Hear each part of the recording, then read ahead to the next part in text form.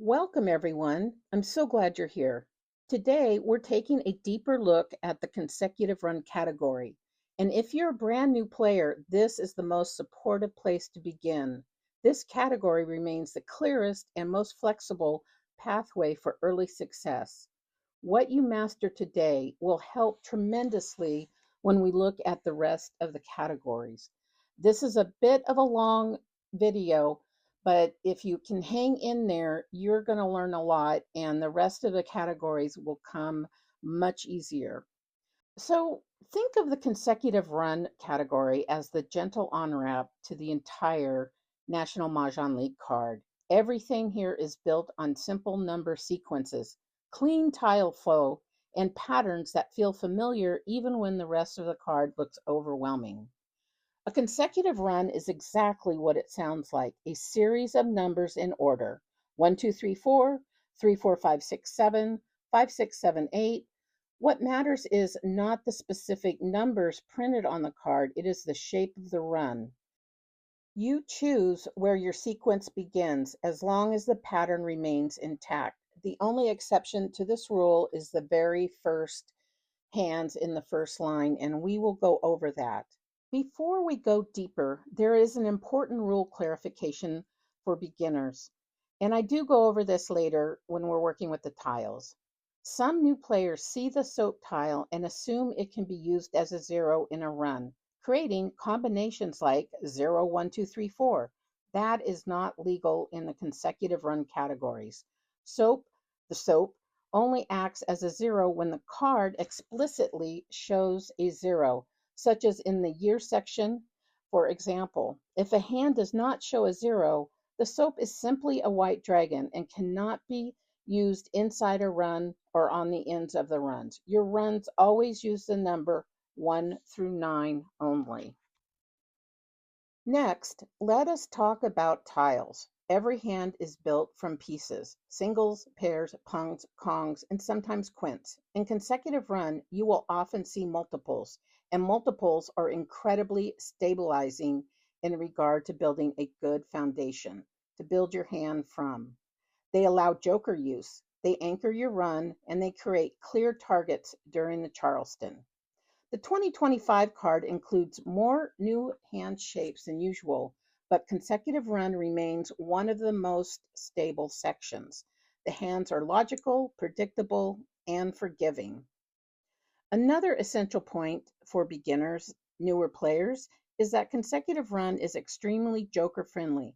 Most hands contain multiples, which means jokers can be used early. Exchanges are possible later, missing numbers can be recovered, and last of all, your foundation is easier to build and maintain.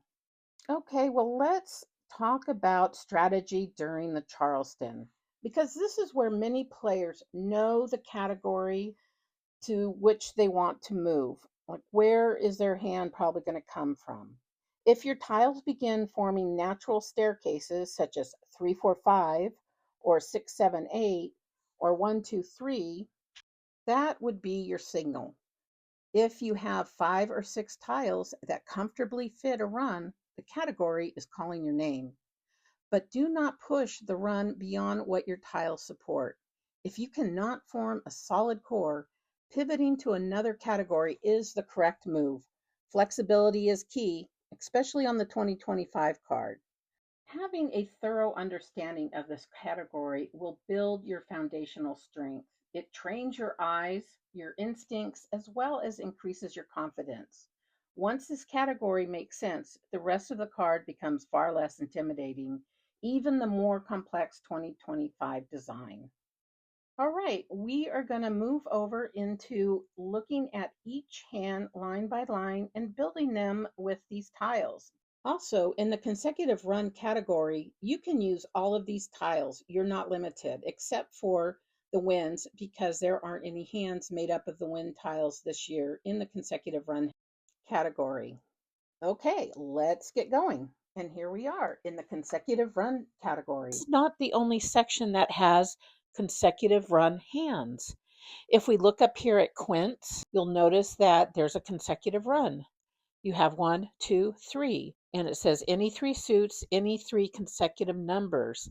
So consecutive numbers is what it says. It has to be numbers right after each other, like 1, 2, 3, 4, 5, 6, etc.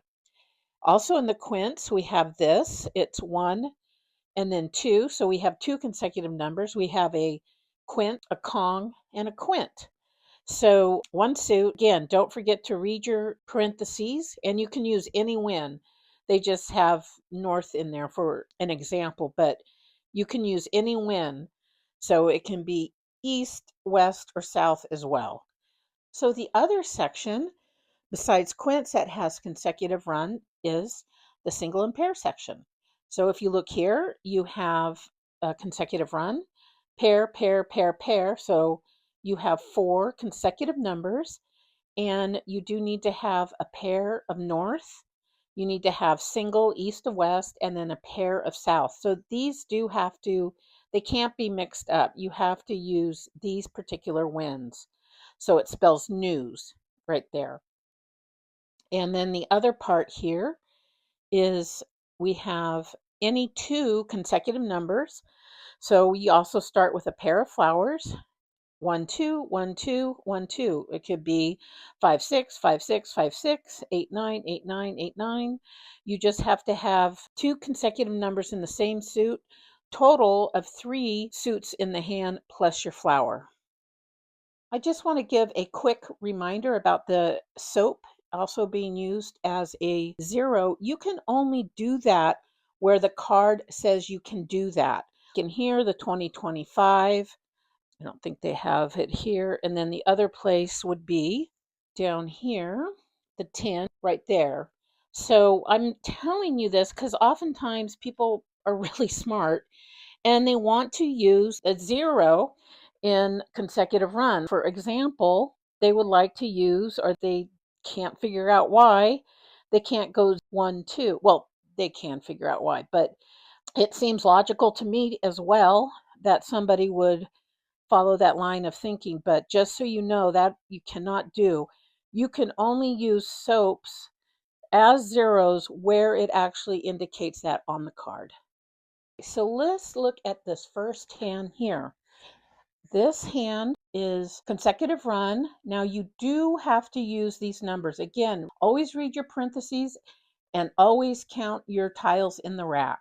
So these numbers only. So this first hand, these hands on this first line, they have to be 1, 2, 3, 4, 5, or 5, 6, 7, 8, 9. And it can only be one suit. So you can choose any suit. These just all have to be the same.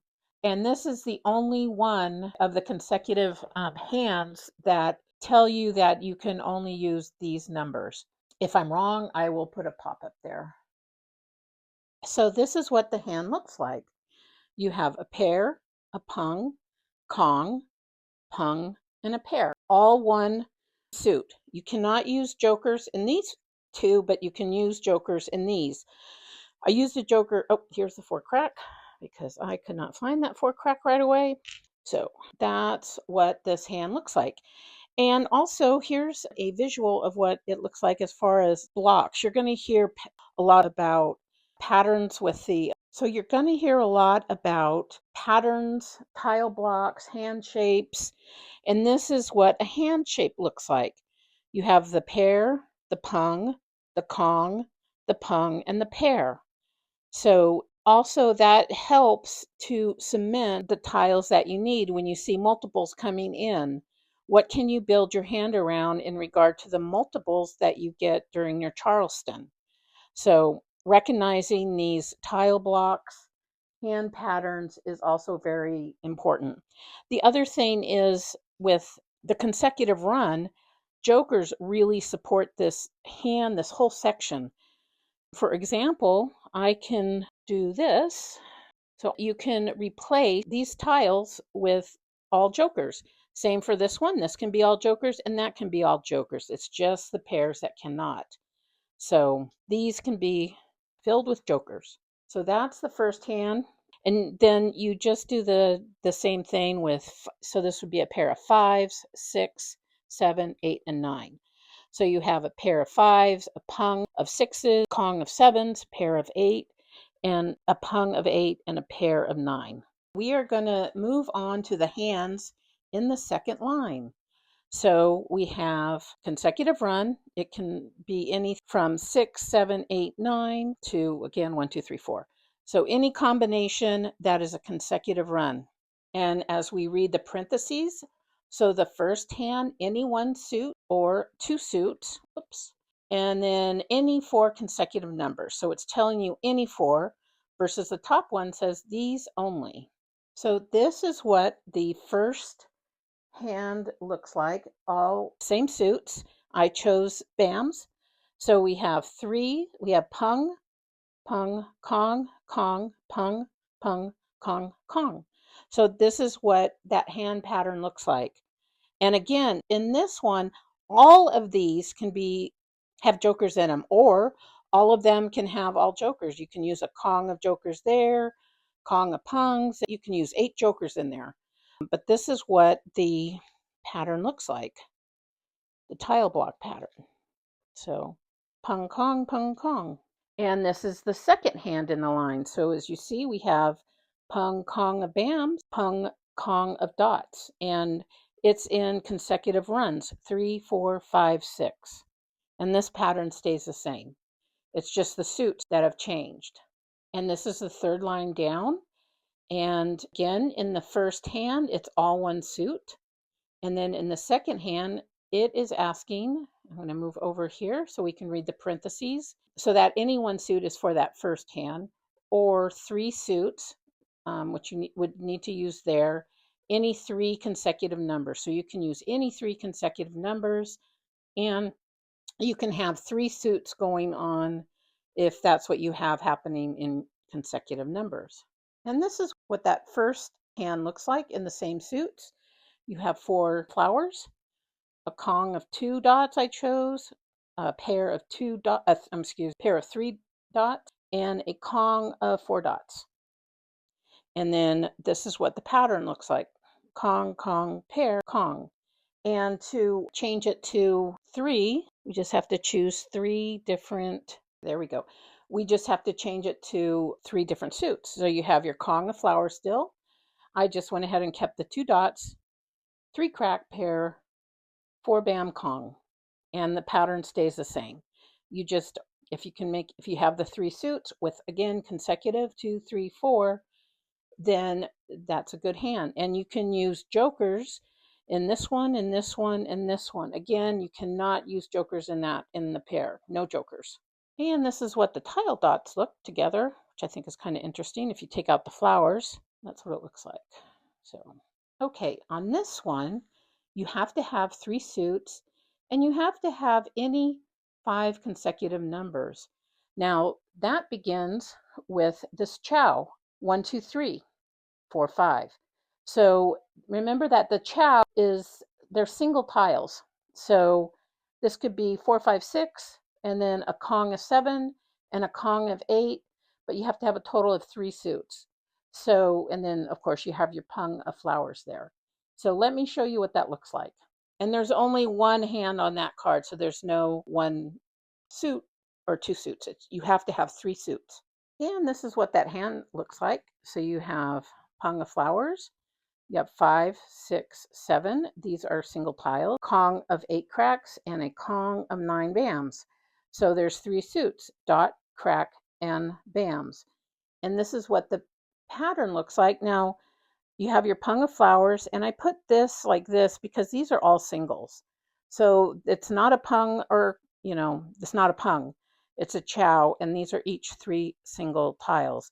And then you have your kong of 8 cracks, and you have your kong of 9 bams. And the suits can be in any combination as long as there's 3 suits, and your kongs, and both your kongs are the same number, same suit. So again, you can use jokers here, you can use jokers here and here. And you can do this. This is not a problem. And just say, that's my 9 bam. That's perfectly legal. And I just wanted to show you what the tile blocks look like together. That's what that pattern looks like for that hand. Now the next line down, we just have one hand on this line. It has to all be one suit plus your flowers, and the dragons that you choose have to be the dragons that correspond with the numbered suit. So it's any one suit, any 3 consecutive numbers. You see there in the parentheses. This is kind of a fun hand. You just have to make sure that you have your pair of flowers and your pair of the first number that you're going to use.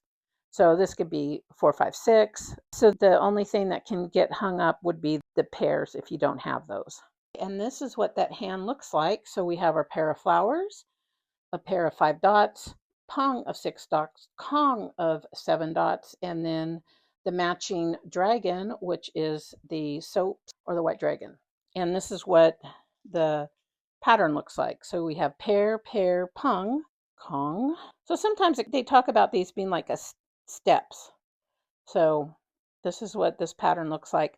I'm also going to put a link into Michelle Frizzell's Maj Life. She did a really great deep dive into the 2025 card back April 1st. And so Michelle, talks about patterns too. So I will link that, and I would encourage you to check that out. That will also help you understand the card and patterns too. Okay, the next line is, don't know, I like this line. There's no flowers in this line. So it is, let's read the parentheses. Any 3 suits, any 3 consecutive numbers with opposite dragons. So as we see here, 3 suits, so to speak. So we have 1 suit and then a dragon that represents another suit and another dragon that represents the 3rd suit that isn't already there. So we have pung, pung, kong, pair, pair. And I will show you what that looks like. So this is the hand. I chose 1 crack. So that means that my 1 crack for my numbered tiles.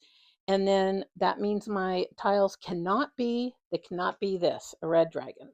Because this red dragon corresponds with the crack. So it's saying opposite dragons. So you have to have 2 green dragons and 2 soaps. So this is what the pattern looks like.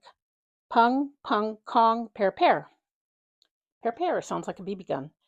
Also, I want to mention when this hand comes in, it's coming in the Charleston or it starts forming it, you want to make sure, you try to, this is just an overall concept, is having a hand with no gaps, which you can't always do.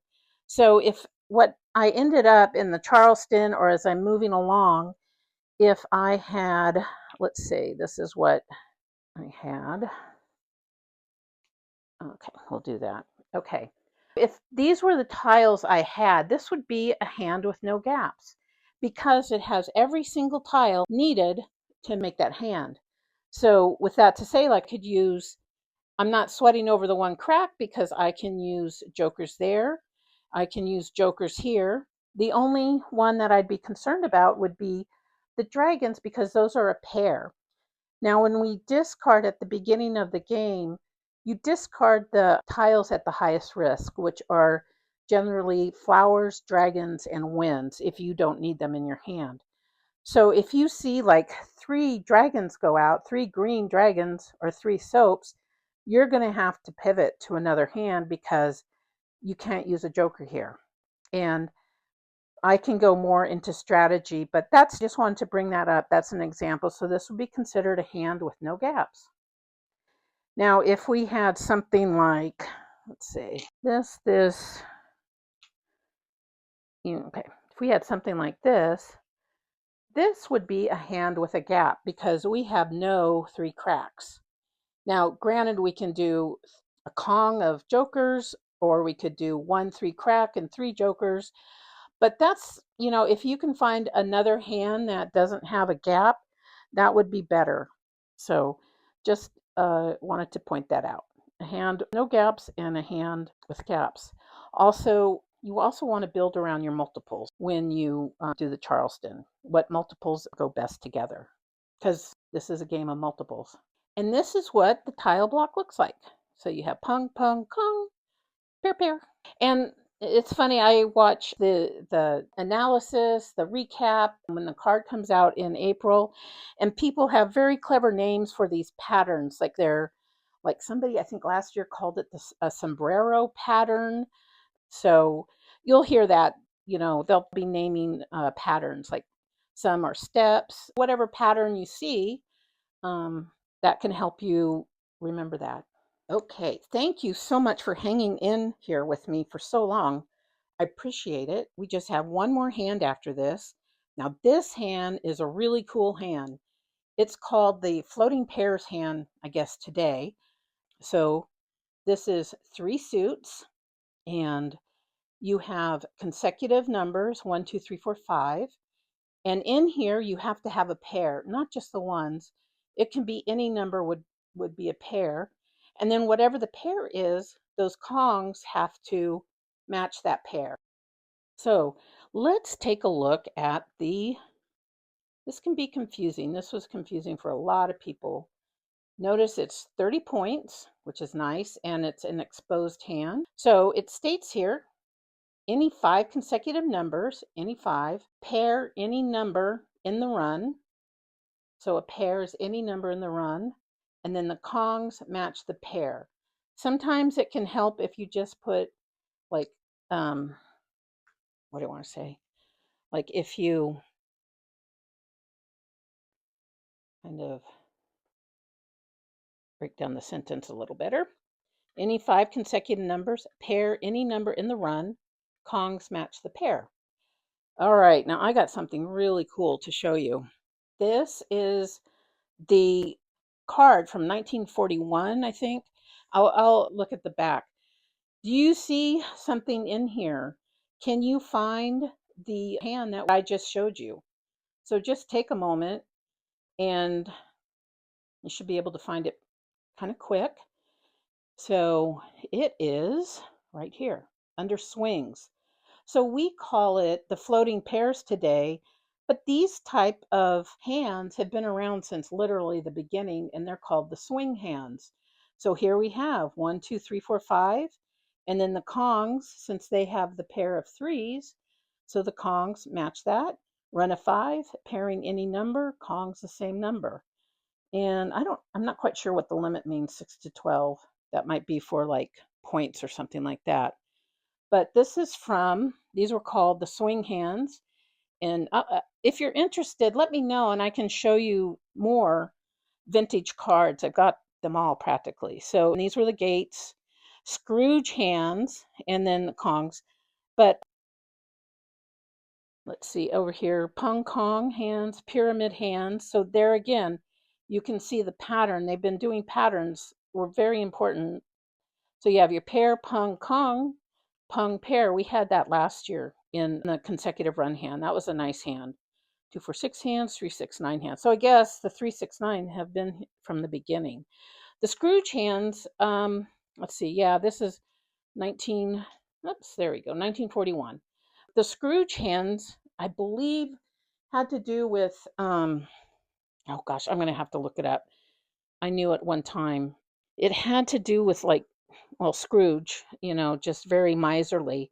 So I'll look that up and insert that in here because it's really interesting. It took me a while to try to find it, but not a lot of people knew why. It's just like one of those things. Culturally, it's not that significant anymore. So let me just, let's see, show you what the back, here's the back. So they had the rules, the kitty, miscalling, let's see. And then they had rules for bettors. That's like if you had a fifth player would bet on one player, and then you rotate in and out. So this is from 1941. So let me know if you want to see more of these. I have it from 1940. I think 1937 to 1939 are really hard to get. I think they might have been paper or something. Not a lot of them are around. Look at that. It was only 10 cents. So, okay, this is the hand I was just looking at. But in regard to Scrooge hands, let's see, what did I come up with here? Okay, so the term Scrooge hand in card games during World War II likely referred to thrifty or minimal scoring aligned with the era's spirit.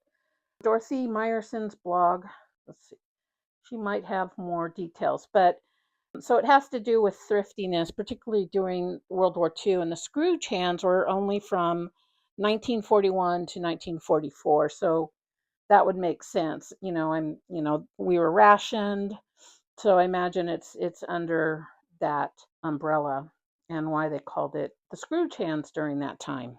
So here we have the floating pairs or swings if you're looking at 1941. So here is the 5 consecutive numbers, 4, 5, 6, 7, 8. And I chose to have the 6 dots as the pair in this consecutive run. And I put this here just to show that these are all considered singles, and if anything, that would be a pair, which you cannot do jokers. So this is the consecutive run, and be any of numbers in that consecutive run can be a pair. And with that, you have to have the kongs matching the pairs in a different suit. So I can only do, obviously, bams and cracks. So you have your kong of 6 bams and you have your kong of 6 cracks. So you can use jokers in here. You can use jokers in here, which I put in. And that's that hand. And it can get tricky, but if you really look at it, you now know, and it should be fairly fun to put together. This hand comes around quite a bit, which I was kind of surprised. When I saw it, when it first came out, I thought, oh my gosh, that hand's never going to be, no one's going to play that hand. I'm not going to play that hand, but it is kind of amazing how that hand is coming up more often than not. And so this is what this pattern looks like. So you have singles, and then you have your kong and your kong. Okay, and here we go. This is the last hand. This is a closed hand, and it says, let's read the parentheses. Count your tiles, read your parentheses. Any 2 suits, any same 3 consecutive numbers. So, as you know, flowers, this doesn't mean the flowers, the blue flowers it's neutral. So you need to have 2 suits, and both those blocks of suits need to be the same consecutive number. 1, 2, 3, 1, 2, 3. So you wouldn't go 1, 2, 3, 4, 5, 6, which it obviously is demonstrating on the card. So let's take a look here. Okay, so this is what the hand looks like with tiles. You have your pair of flowers. You have your single 6 bam. I chose to go 6, 7, 8, 6, 7, 8. Your pair, and you have a pung of 8 bams, and then you have a single 6 dot. I chose that could be 6 crack too. 6 dot, pair of 7 dots, and then your pung. That's going to be 8 dots, I tell you. So I've actually done this hand quite a bit. This hand is also 30 points and it's closed. So for whatever reason, I have a lot of good luck with this hand. So this is what it looks like. This is what the pattern looks like. Let me put you on pause here. Okay, so this is the pattern. I think this is so interesting. It looks like Tetris, like you're doing a Tetris puzzle. So you have your pair, your single, pair, pung, single, pair, pung, and that's your pattern. And that is the last hand on the consecutive run card. So let me know if you have any questions. This, again, is a great hand for people that are just starting out, or if you've been playing a while and you're really tired, or sometimes, you know what, this is the hand that just comes in. So, and it's nice because you can use jokers, like I said, except for in the singles and the pairs. So let me know, do you want to see more vintage cards? I can do that. I've got sets. I'm going to do some showing you my sets, vintage sets, as well as modern day sets. But I want to be sure to get this this playlist going through the National Mah Jongg League card, because I know there's a lot of brand new players out there, and I think it's really important to know how to play, to know what the National Mah Jongg League rules are. So when you go play out in community, you know what you're doing. So a lot of times people just play with the same group, and that's fine. There's nothing wrong with that. But then if their rules or the way they do something is very different, then they have a hard time adjusting when they go out in community and play a different group, or they want to play tournaments. They've got to unlearn some habits. So my goal is to teach you via the National Mahjong League rulebook and give you tips and tricks and help you understand. So let me know how you're doing, and thank you so much for stopping by.